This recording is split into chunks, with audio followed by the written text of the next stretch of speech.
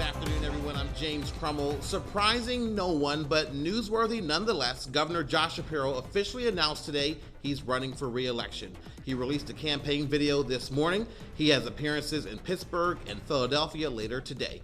Dennis Owens joins us with the story. Good afternoon, Dennis. Good afternoon to you, James. Ideally, the governor would have launched his re-election campaign late last year, but the budget impasse and holidays got in the way of that. You can't say you're running for re-election when the primary job is still undone. So today it was to launch away. There's always more to do, more people to help, more Pennsylvanians to protect, more bridges to build. We're moving our Commonwealth forward. So join me and let's keep getting stuff done.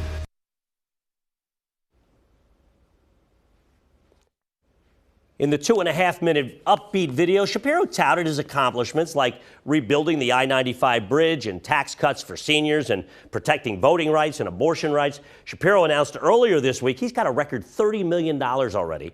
He's an incumbent, and only one incumbent governor in PA history lost re-election.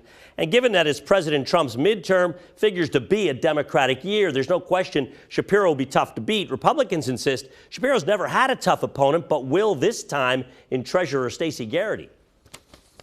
I've heard this complaint from Republicans before that Josh Shapiro has never had a hard race. But if you look at it, he's run for the House, he's run for county office, he's run for 2 different statewide offices.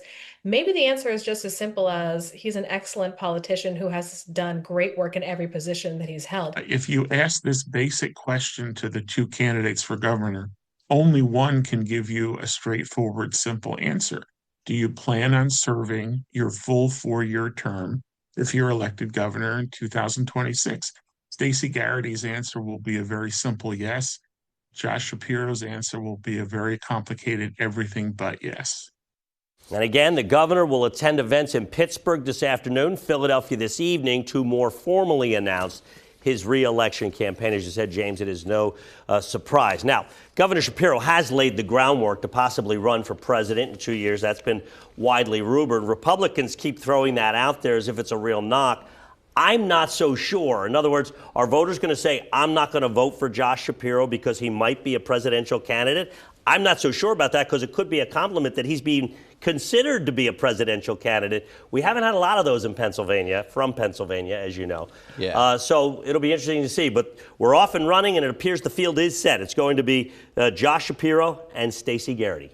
Well, this to a much smaller scale than this. It wasn't an issue when he ran for attorney general and he left that office to run for governor. Well, one of the things Republicans will say, he's always running for the next job, and that's one of the reasons you shouldn't vote for him. That will be one of their arguments. Expect to see that. Again, the election's in November. We do have primary elections, but that doesn't seem, at least at this point, to be relevant. It's going to be Shapiro and Garrity. And speaking of that, Shapiro seems to have a lot of wind at his back. He has a lot of money already. A lot of money. He's an incumbent. Incumbents almost always win. It's going to be, a presidential midterm usually goes against the party in power, which so it figures to go Democrat. Stacey Garrity, though, will be a formidable opponent. She brings a lot to the table and checks a lot of boxes. Pennsylvania's never elected a woman governor. She has a military background, very well accomplished. She was a businesswoman, and she has won statewide races twice, so she has some name recognition. So it figures to be an interesting race.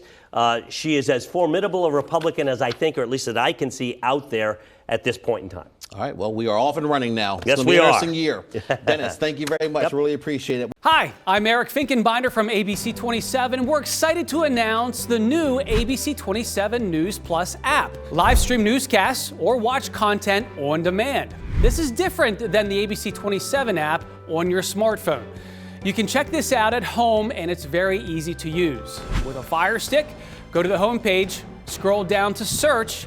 From there, enter ABC 27. Move over to the apps, and there we are. Click the icon and install. It's just that easy.